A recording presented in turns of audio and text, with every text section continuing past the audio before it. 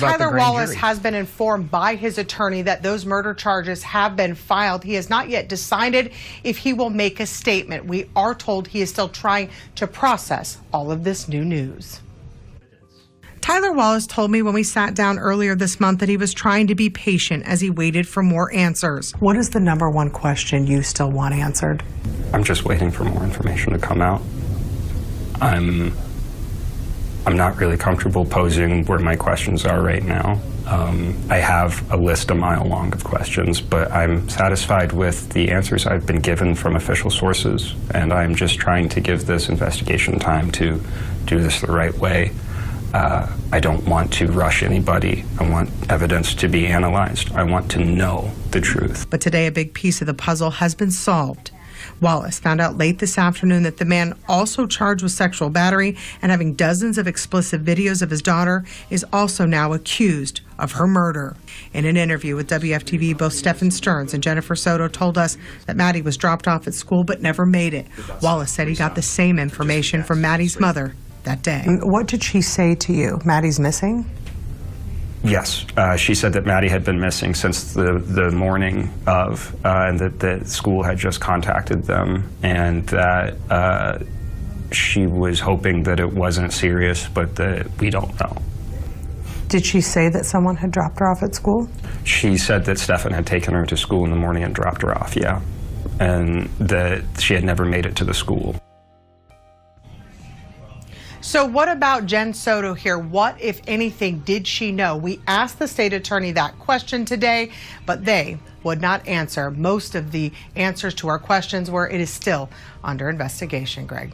So we just watched a new presser. Stephan Michael Sterns has been charged with murder in the case of Madeline Soto. That's his girlfriend Jennifer Soto's daughter. No one else has been charged yet. Thank God for the docket sending me all this information. Now, initially, I saw the incident date had changed. The incident date for the murder charge is February 25th, 2024. That's the only date listed on the court website. So at first I'm thinking, aha, they know it happened that Sunday night. Jennifer must have been lying when she said she saw Maddie getting ready for school that Monday morning. However, when I look at this grand jury document that the docket on YouTube sent me, direct indictment for the first-degree capital murder charge, it's saying that the grand jury believes that Stephan Sterns, on or between the 25th day of February 2024 and the 27th day of February 2024, in said county and state in violation of the Florida statute from a premeditated design to effect the death of Madeline Soto, a human being, unlawfully killed Madeline Soto. So the confusing way that's written, we're not 100% sure if the crime actually happened that Sunday night or did it happen that Monday, and why did they include the 27th day in there? So there's a lot still to learn about this case. They couldn't tell us much during the presser. Of course, it's an open investigation. He's been indicted on first-degree capital murder charges. The case was presented to the grand jury. They returned their decision today, the same day that Sterns did not show up in court. And as you'll see, the part I filmed earlier before the presser, before I knew about the murder charges, I will talk about coming up the Christmas Eve charge and the things that have changed in the two amended information documents. Previously, we had a 36-pager. Now we have a 35-pager. I was going through and I saw what changed. So the grand jury determined there was enough evidence for this charge. The death penalty, they haven't decided yet what they're going to do. They're having discussions in the next couple of weeks. Sterns is supposed to make his initial appearance on these murder charges in the next day or two. We'll see if he shows up. I don't know if he will. Chief Betty spoke. Will J., a homicide chief, spoke. The state attorney says, of course, it's still an open and ongoing investigation as far as media and public records laws. Once Sterns' attorney participates in discovery, we can make our public records requests. We'll see. Hopefully that'll do some good. The only person being charged right now is Sterns, but we don't know if that'll be it. It's an ongoing investigation. They can't disclose the facts of the case. Will Jennifer Soto be charged? We still don't know. No plea offers will be made on this open case. So stay tuned. Watch the entire presser if you haven't caught it, and I'll Show you the people's comments too. They're like, oh no, Jen's getting away with it. She's not going to be charged. Oh no. And check all the links below. And then after the presser, I'll play my findings about that Christmas Eve charge and other dates that have changed. So stay tuned. What a day. Oh my goodness. Thank God Sterns was finally charged.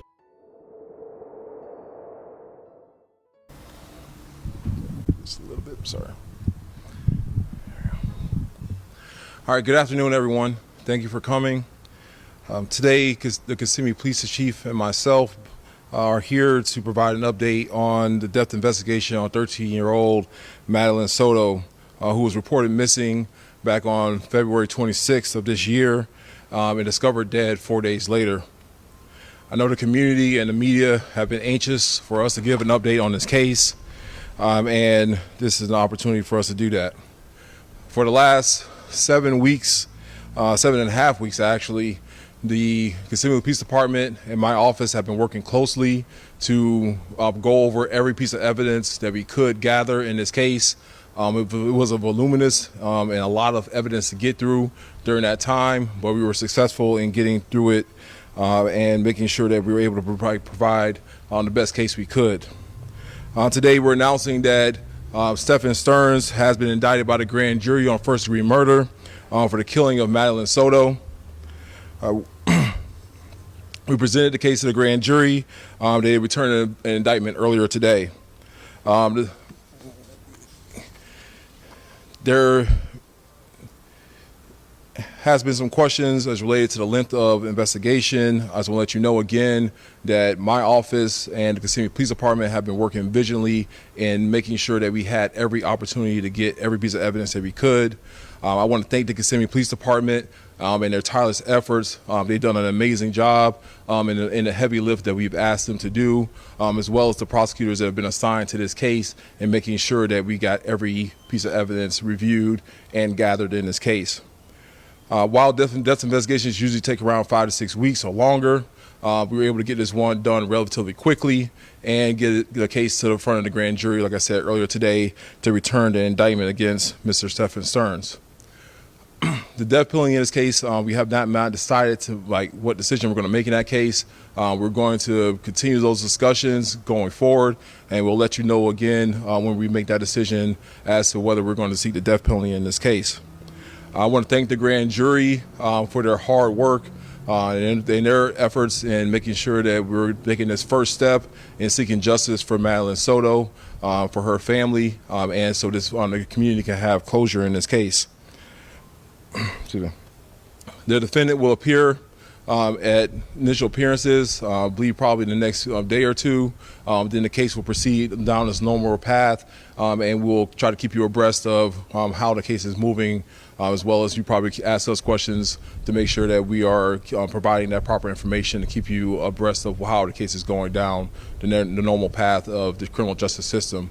I'd like now to introduce Chief of Police Betty Holland, and for her to provide comment.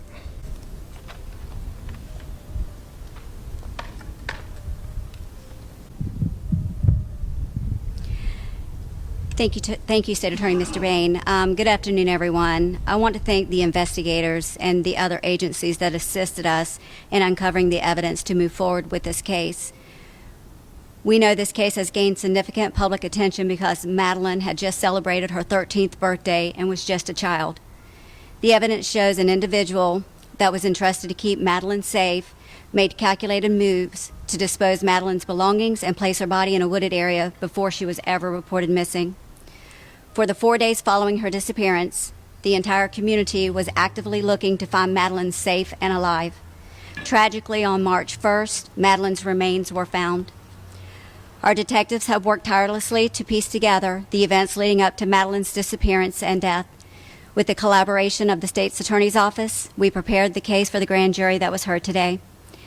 The grand jury determined that our department secured enough evidence to obtain a first-degree murder indictment. We appreciate each grand jury member for their careful consideration. We want to thank the diligent work of the State's Attorney's Office, the Medical Examiner's Office, and our other law enforcement partners who assisted with this investigation. Your expertise and dedication were instrumental in uncovering the truth. The indictment signifies a crucial step forward in our quest for justice and a testament to our commitment to honoring Madeline's memory. We will now take questions.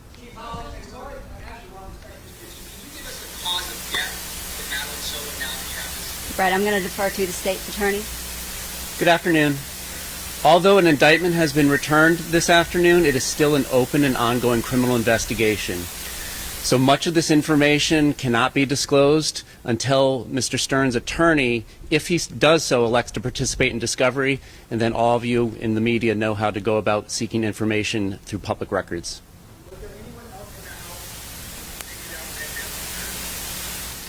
Not that we've uncovered.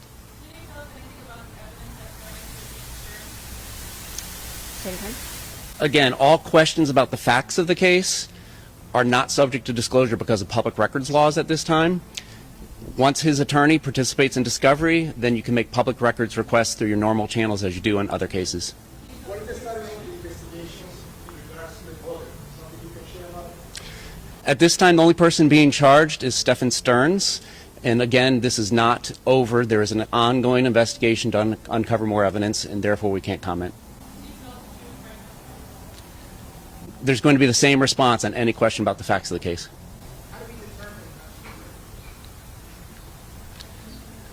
Through the facts of the case.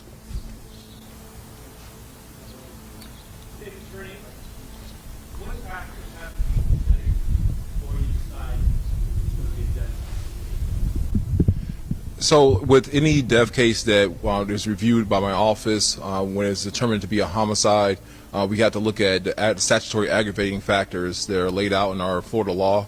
Once we've determined that we have sufficient evidence to prove those factors to the proper evidentiary standard, then we have to talk about whether this is a death penalty case. And that's a discussion that we're still going to be having for the next couple of weeks to make sure that we're making a legal decision that's appropriate in this case. Leading up to this, have there been any discussions with Mr. Sterns, considering there's so many other factors there with people you guys are looking into? Have you decided to participate in your investigation? I'll leave that for Mr. Will. Cannot comment on whether Mr. Sterns has been doing anything. He has counsel. And as far as plea offers, no, there are no plea offers made on the open case.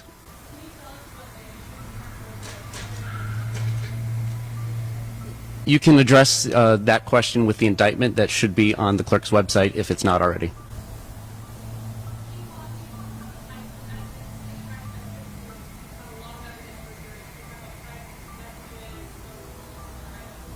I'm going to have to defer to the state's attorney. Again, any question about the facts of the case, it's going to be the same answer. Once his attorney participates in discovery, the public records laws change, and you all will be able to get a lot of that information.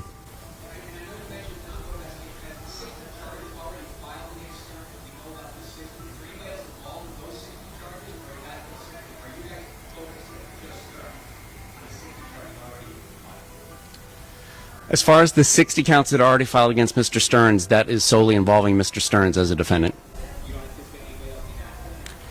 Not to those 60 charges. Oh, sorry. It's the family working with the investigation. It's the family working with the investigation. It's an ongoing investigation. Can't comment on who's working with us. Okay. This will be the last question. I'll let you get that in. What was it?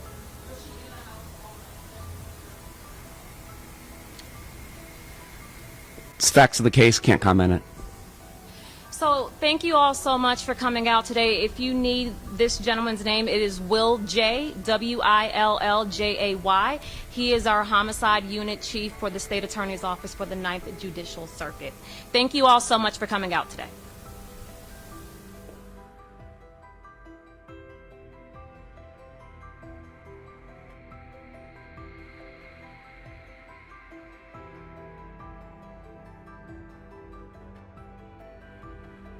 Oh my, oh boy, so many cases. Isn't it ironic that this man, Stephan Sterns, who is charged with taking more than 400 videos and or images of his girlfriend's daughter, Madeline Soto, isn't it ironic that he refused to show up in court?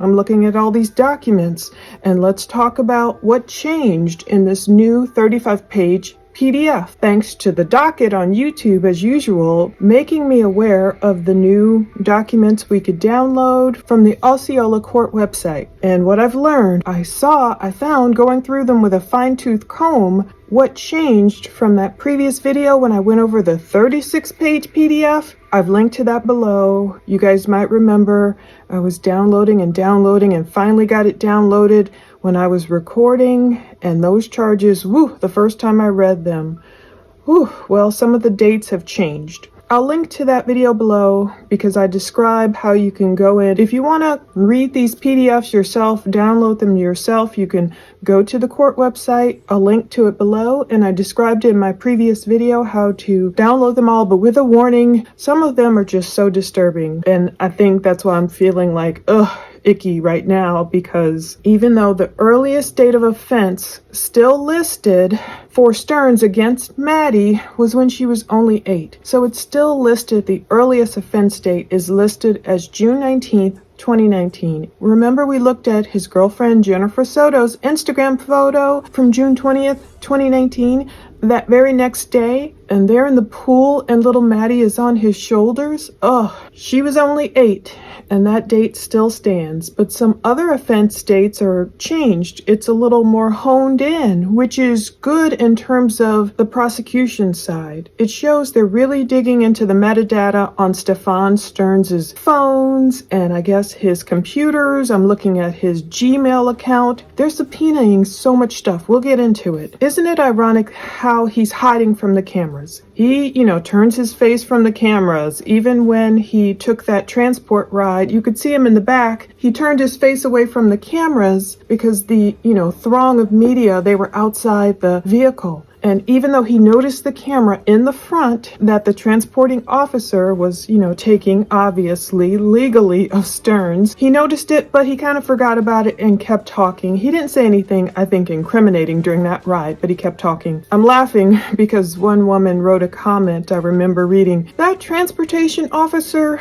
should be fired. He shouldn't have been recording that ride." Well, heck yes. Hell yeah, he should have. That's his job. That's his duty. It doesn't matter if Sterns knew or not if he was being recorded. I'm sure he did. He saw it. And they tend to tell you, my body cam's on, or whatever. You can see the officer turning it on. You can see Sterns staring right in that eye, like that green light I'm looking at right now, imagining talking to all of you or one person, talking to my sister or someone. The officer should not have been fired, like the woman commented, as if he was doing something wrong. The officer risked his life like they do every day to transport these people like Sterns. That officer didn't know what could have popped off. Folks have slipped their cuffs before, like Letitia Stout. Remember that video? The officer needs that video to prove any conversation, any actions that happened. So I thought that was a weird comment that the woman made. Anyway, Sterns did not appear in court today, in courtroom 4F, before Judge Keith Karsten. I knew he wasn't going to appear. He didn't appear for other stuff. And so I had a feeling this guy is not going to show up. He's hiding. And you know what irony? How hypocritical. I'm sure Maddie didn't want to appear in all those photos and horrific videos that he took of her, but she was forced to. And yeah, I'm getting a little verklempt because I noticed they changed one of the dates in these PDFs to Christmas Eve.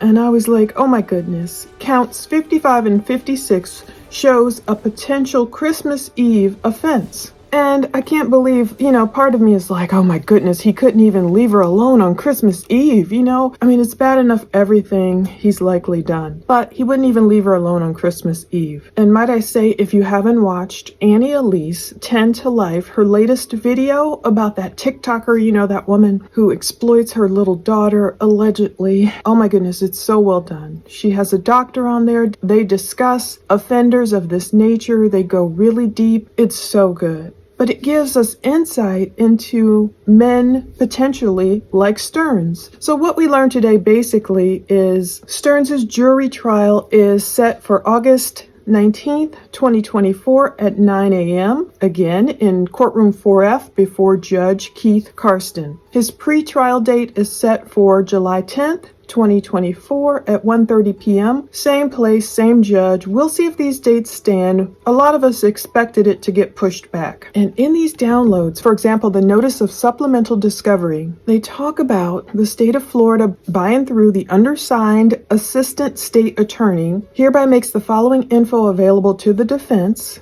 as follows. Digital media number 1. Boy, I wish I could watch this. The defendant interviews. So Sterns' interviews, how many ever he actually did with the cops, we'll get to see them one day. I don't know, that moment when they showed up that first night, February 26th, looking for Maddie, was Sterns right there, putting on his weepy act? Jennifer Soto's interviews are in there as well. Photographs taken during the search warrant for the residence, photographs taken during the search warrant of the defendant. So they've already taken photos, of course, that same day when Maddie was supposedly missing, of Jennifer probably, but definitely of the defendant, of Sterns. They take the photos of the hands and everywhere and, look for marks and scars. Also, notice of supplemental discovery states that the assistant state attorney makes the following information available to Sterns' defense. Sterns' cell phone download. So thank God they were able to do that, probably through Celebrite, I assume.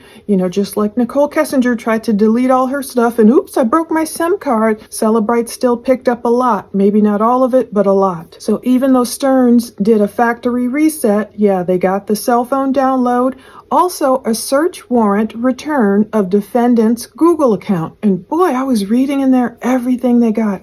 I guess his email address was sustenant@gmail.com, and they were able to get, subpoena all of his comments on YouTube, because Google owns YouTube and it's all connected. His Google Photos, his Google Play account, there was so much listed in there. And so part of me wonders if Sterns did use all these images and videos of Maddie, if he used them to make money in any way, if he sent them to people. What I heard on Annie Elise blew my mind. It was so informative. The video is about this TikToker. I forget her name. I think it's Brent or something. I've heard about this TikToker before. It's horrible the way she's allegedly exploiting her little young daughter. It's horrible. This TikToker doesn't necessarily put her son on camera, but she puts her daughter on camera for a lot of perverts out there to see in all these compromising positions. And the doctor on there talked about how these pervs will sell packages of, children in compromising positions. So, of course, I couldn't help but relate what I just learned over there from this great doctor and from Annie. They have a great rapport. Oh, my goodness, what I learned over there, I couldn't help but relate it to this case,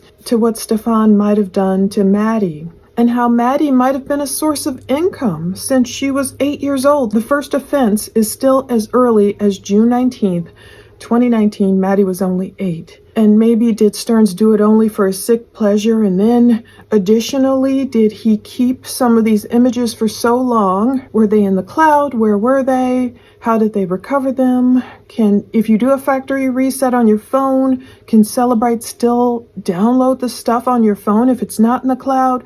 Anyway, I have a lot of questions, but chances are, thankfully they got it from somewhere, but chances are, was Sterns making money off of Maddie?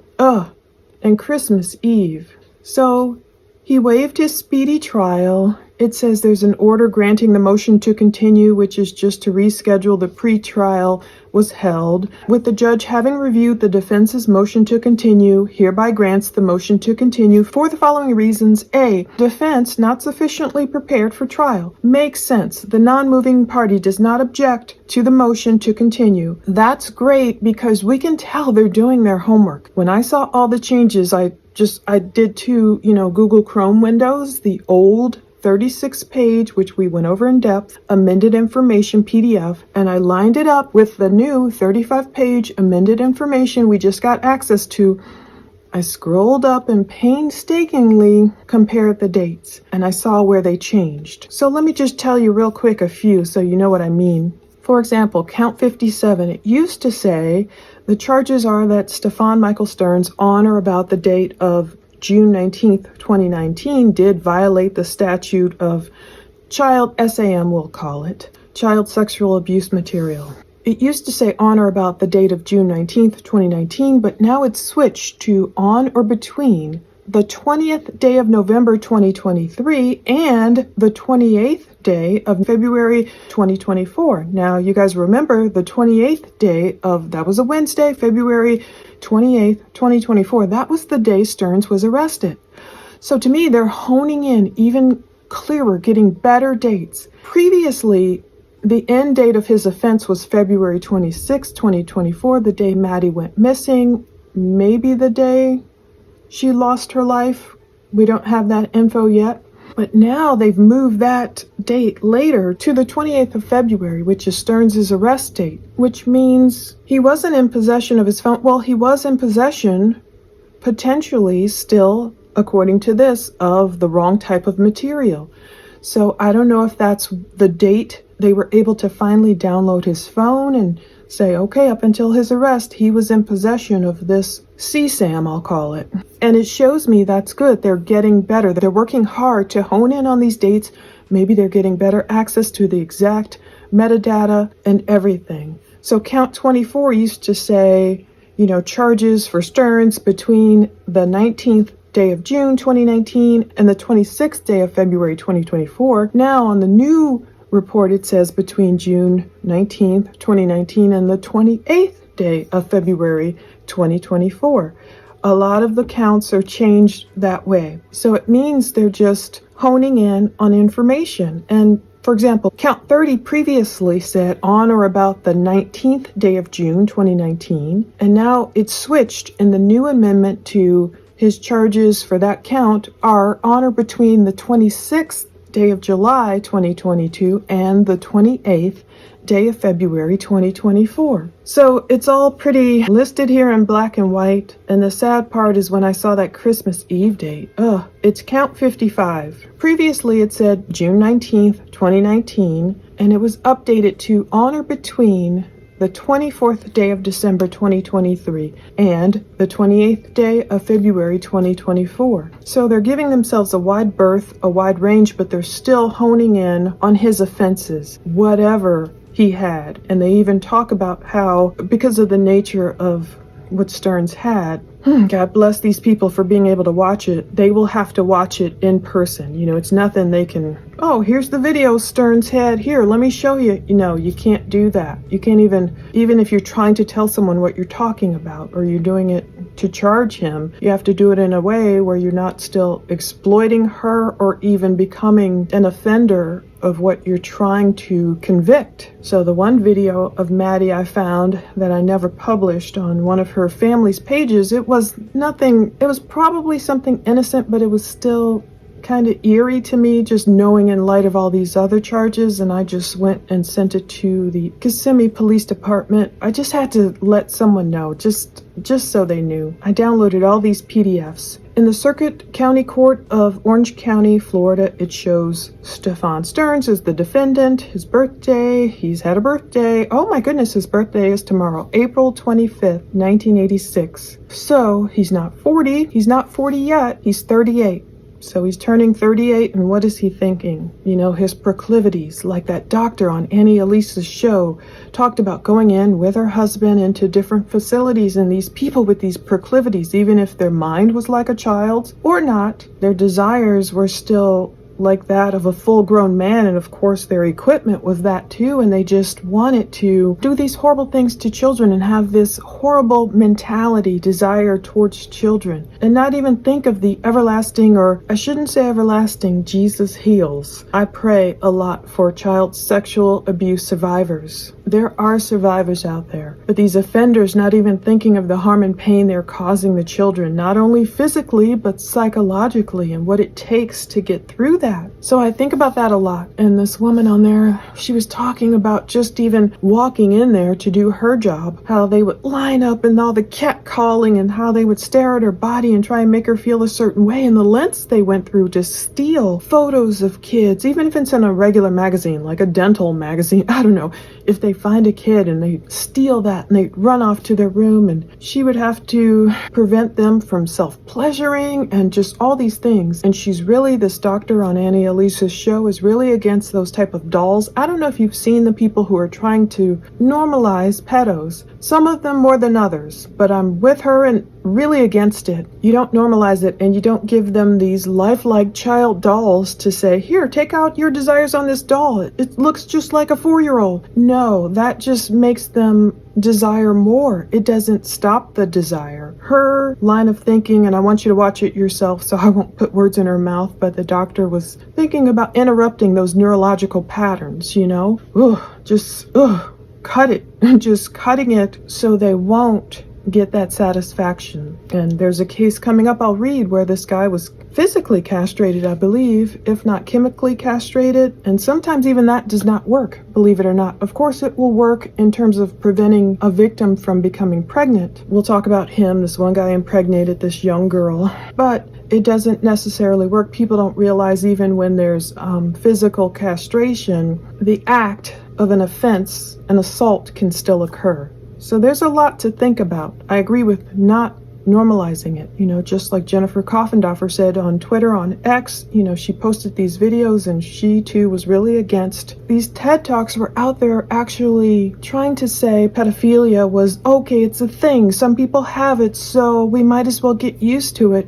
No. Just no. So this is where Sterns refused in this one first appearance. It literally says here, defense attorney waived defendant's appearance due to refused. So he's reminding me of Letitia Stelk, of Adam Montgomery. He's reminding me of one of those defendants who play games. Letitia Stelk, for example, from Fox 21 News, Colorado, December 10th, 2021 article, Letitia Stelk hearing. Stelk, once again, does not appear in court. So she played a lot of games. I remember all throughout the years it took her to get in that courtroom. She did not want to appear. Finally, for her trial, she appeared.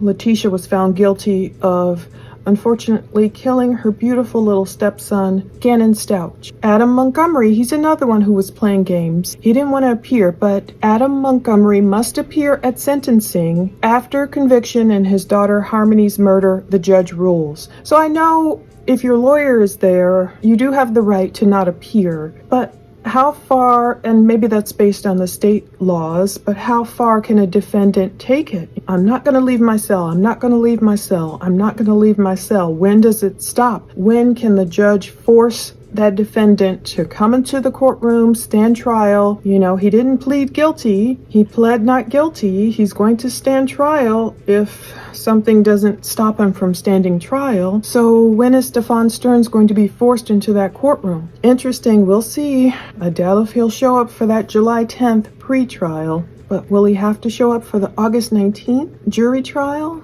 if it doesn't get pushed back again? Now, another thing that the docket and I have been fighting for, I just want to show you behind the scenes. You know, when I'm gone for about a week, I'm still just out there behind the scenes fighting and creating videos, and some of them don't go up and all that. But the docket made me aware that according to, you know, this PDF, the response to notice of discovery by Danielle Marie Pinell, Assistant State Attorney for the Florida Bar, Assistant State Attorney for Florida, she wrote, please be advised that the Orange and Osceola County jails record all phone calls and have the capability of recording all video visitations. All recorded conversations that the defendant has during phone calls and video visitations while incarcerated, like Sterns, at the Orange and Osceola County jails are public records and are available through a public records request through the county jail. And that's the Florida Rule of Criminal Procedure 3.220B1C. So remember the last video or the previous video I did about this case, I was told I needed a subpoena. Now they gave me Sterns's call history. I saw he visited with his dad. We went over the 5 phone calls that he made to his dad and when, but they wouldn't give me the audio or the video of that visit. According to the assistant state attorney, that's public record. Therefore, I made another formal public records request for Stephan Sterns' jail calls, his video visits, from his first date of incarceration to the present. We'll see if we get them. Now, this is what I was talking about. A 21st Judicial District Judge has ordered a 54-year-old man to be physically castrated. This is according to WAFB. So this guy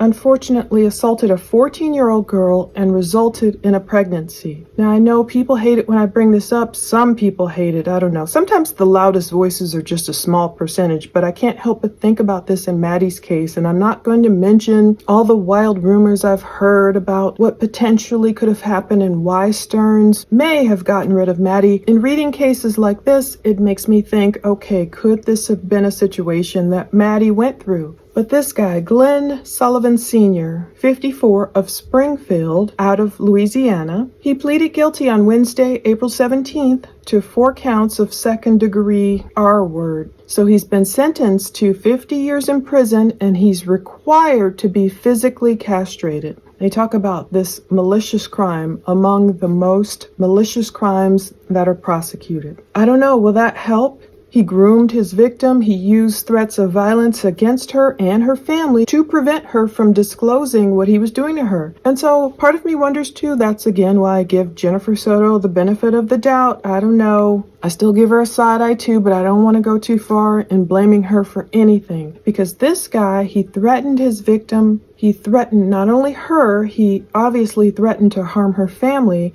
and that caused her, of course, to be afraid and fearful of this 54-year-old man, and she didn't disclose it. So we don't know if Stephan Sterns did the same thing, unfortunately, to Maddie. You know, did he say, oh, it's our little secret, or don't tell anyone, or if you do, I'm going to hurt your mommy. We don't know what he may have told her. So, you know, we're still waiting, but it'll be interesting to really see what comes of all this discovery. And I hope this trial happens at a good clip. I hope we're not waiting years and years and years. It's so interesting how there's another Soto in this case, but I think that's a really common last name. I've been watching WFTV Channel 9 so much. I have it set up on my Google Calendar. I figured out how to watch their 24/7 feed and their different episodes. Oh my goodness, I still only see, as of today, as of noon, the same interview snippets. For example, from Maddie's dad, Tyler Wallace, it's the same thing. Update, I caught more in the intro, and that's what I placed in the beginning of this video. Now, I know they have 90 minutes worth of footage, and believe me, I know how long it takes to edit this video footage. When you choose to edit, it can take a long time. We've only gotten a few minutes, a few sound bites from Tyler Wallace, who is Maddie Soto's biological dad. I know they have more interview footage from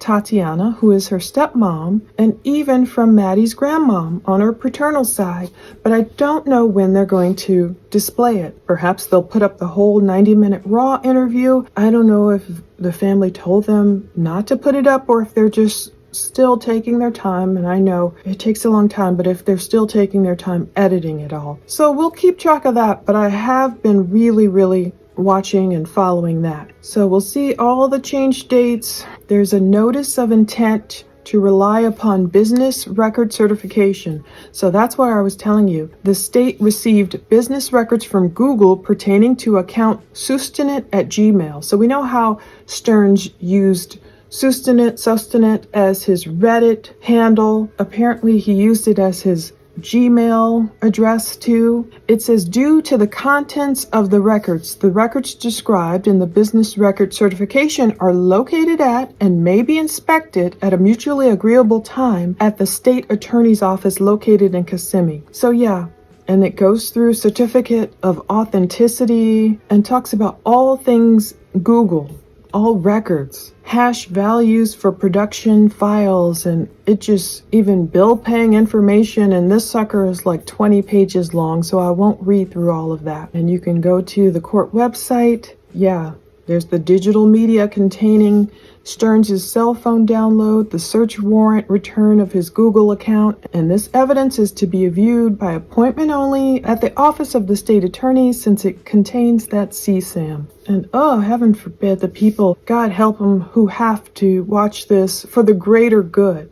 You know, those of us who don't want to watch it. I watched reporter Lisa Ling one time did an excellent expose on these types of crimes. And she had to just sit there and watch. And I won't describe, but it was a 5-year-old and it sounded just horrible. And so God help all these lawyers and officers of the court and officers of the law who have to watch it in order to try and get a conviction of a man like Stephan Michael Sterns. The pre-trial conference scheduled today, April 24th, of course, was canceled. The defendant refused to appear like he's done before, and we've got new court dates. Stephan's arraignment is set for April 29th at 1:30 on the murder charge. And that thing before about the mail being returned, I didn't know if it was some fangirls writing Sterns or not. It was just legal paperwork. I see here it says return to sender, attempted, not known, unable to forward. And it was just his notice setting pretrial hearing from before.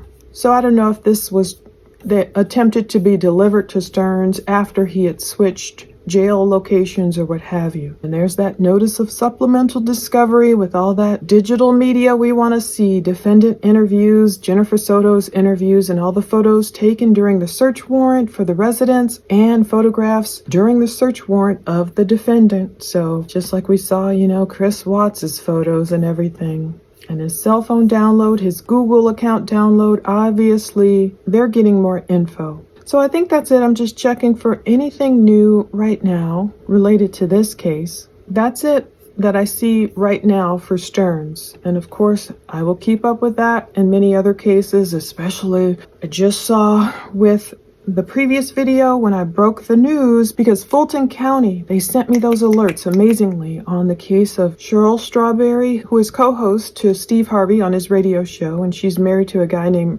Ernest Williams. That's his government name. So it looks like Ernest Williams just got charged apparently with bigamy and other charges. So I want to get back onto that case. Many other cases, like yesterday I had a whole video prepared about Elias Huzar, the man on the run, the hunt for Huzar, and all the dispatch and everything. And then my MacBook was running out of room, and thank God they found the baby. I wanted to get the video out, so to put the word out for people to look for the 1-year-old. Oh yeah, Bobby, go.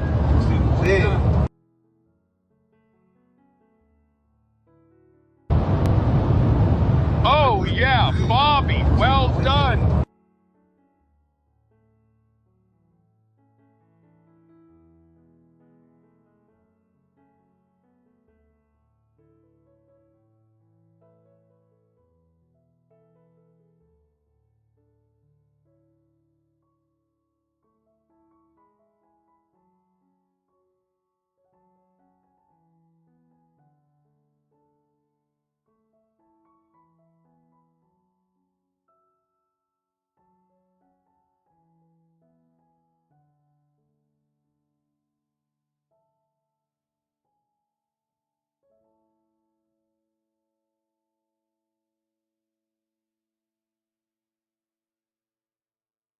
Roman Huzar, thank God they found him, a miracle that he was alive, with Elias driving like a bat out of hell and banging that car and causing accidents, and unfortunately lives were lost. He took the life of his victims, basically his ex-wife, and even though they're calling her his girlfriend, they were both his victims. The little boy, thankfully the 1-year-old, lived.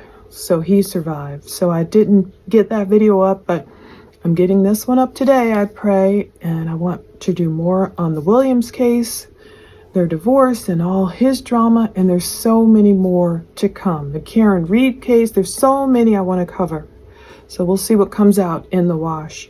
Hosea 2:16, it shall come about in that day, says the Lord, that you will call me Ishi, my husband, and no longer call me Bali, my Baal.